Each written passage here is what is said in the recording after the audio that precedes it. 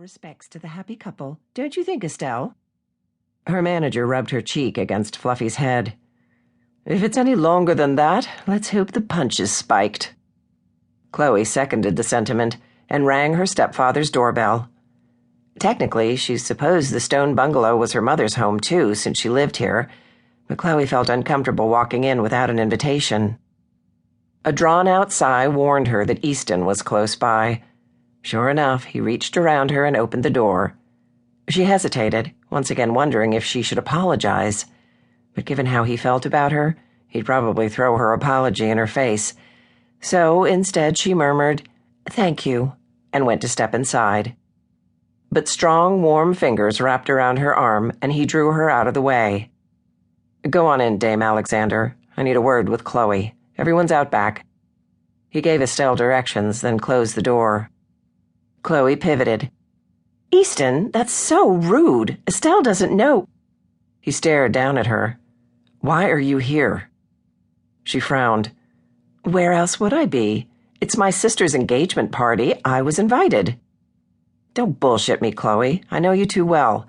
If you've come back to make a scene, I suggest you head back to L.A. right now." "Why are you being so mean to me?" She searched his face, his cold, closed-off expression. This wasn't about her reaction to his injury. This was about their past. "You'll never forgive me, will you? I've apologized over and over again, but you just tune me out. 15 years is a long time to hold a grudge, even for you." She hoped he'd forgotten about the little incident at their parents' rehearsal party last fall. His brow furrowed. Then he released a short bark of laughter. "You're unbelievable.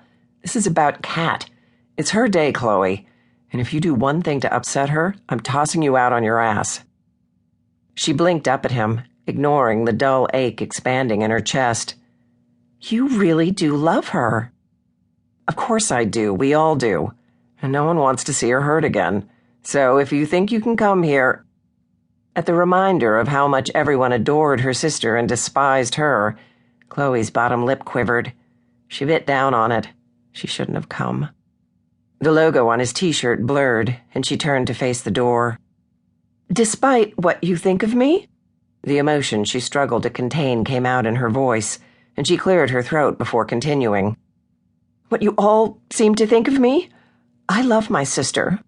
I won't stay long. I don't want to ruin everyone's fun." She heard him swear under his breath, then he placed a hand on her shoulder. "Look, maybe I over—" Her mother opened the front door. She glanced from Easton to Chloe with a tentative smile on her pretty face. "Is everything okay out here?" "Everything's wonderful. It's so good to see you, Momsy. I've missed you so much," Chloe said past the lump in her throat. Her smile wobbled. Combined with Easton's hurtful remarks, seeing her mother and knowing how close she'd come to losing her love last Christmas broke what little control she had left over her emotions. A tear rolled down her cheek, and Chloe gave a small, helpless cry, throwing herself in her mother's arms. Damn it to hell, he'd done it now. He made Chloe cry. It hadn't been his intention. Granted, since he knew the woman was an emotional drama queen, he should have thought before he spoke. All he wanted to do was ensure that they didn't have a repeat of last December's drama. He didn't want Chloe to ruin her sister's big day. Kat had lived in her sister's shadow long enough. She deserved to be the center of attention today. But he'd wanted to take the words back as soon as he saw Chloe's bottom lip quiver and the shimmer of tears in her green eyes. Maybe if she hadn't shown up in a stretch limo looking like a cover model, in a dress that hugged her curves and probably cost more than half the folks in town made in a year, he wouldn't have laid into her. Only problem with that argument was, he hadn't said anything then. Chloe flaunting her money, along with her newly acquired British accent, wasn't why he'd gone off on her. He was pretty much immune to Chloe O'Connor, the beauty queen.